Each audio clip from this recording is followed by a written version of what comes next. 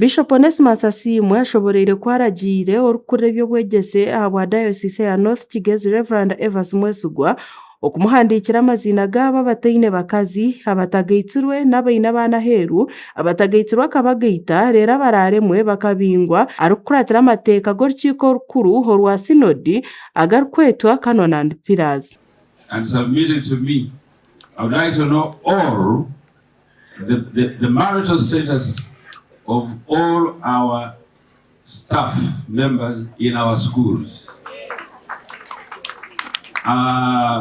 So you say so and so married and officially in church. So and so single. So and so 3 wives. So and so ati washindated. Now what is the other one? Searching. Okay. But they should not search among the students. Orkurra ebyobwegese abwarukungira municipality ningashi principal education officer Robert Agume obeire hajwekeire omugenyi mukuru Canon Dr. Kedres Rwankore turyagenda or permanent secretary ministry y'ebyobwegese n'emizano agizire ngu naza kubayamba okutomu nkora iteeka rya Education Act na Professional Code of Ethics. Twina amateeka garufitegeka twina iteeka ryitwa hamwe rya Education Act then twina the Teachers Professional Code of Conduct.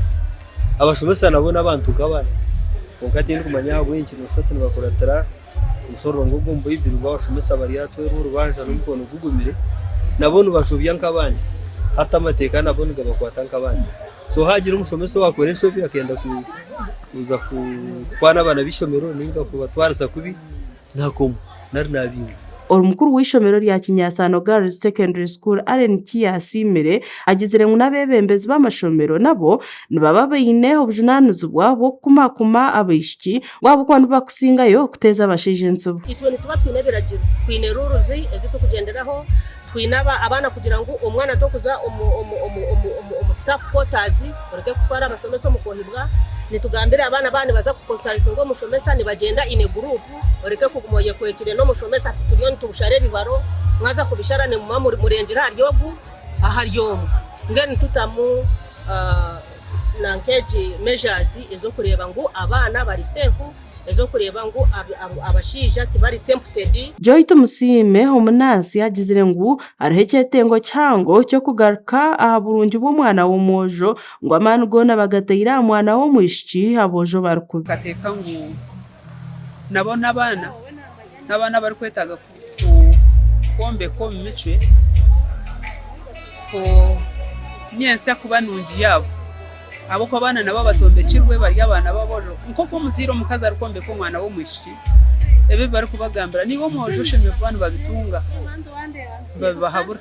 Trace Tumuheirwe Edgar wa Kinyasano Girls Secondary School agizire ngo bashemereire kutaya isa Bishop kabongera obutebekana no kwegaje n'amazina Bishop tuyinaija kandi kwaguma naija will be encouraged kubana agumana tugambira ubwambe biri tugarama mani itwenka abana tereza ateka mubariyo kugira bwambe byakutugambira. Ras Karungi omweji agizire ngo tubashemereirwe n'ishomero kubazibira kugumana babugana nabojo ba makobore bakashaba nabo bakareba abojo. Course twaza bavugana nabo makobore of course as we schools we can interact with them kandi twaza na tubasa ku building confidence kuba we are in single school kandi bari nabojo mbano basa kushanga twaguma kumyaka bikibonka umwe ntubasa gumantina kabojo kandi join service yaguma nebo at least we can get courage to talk with the boys.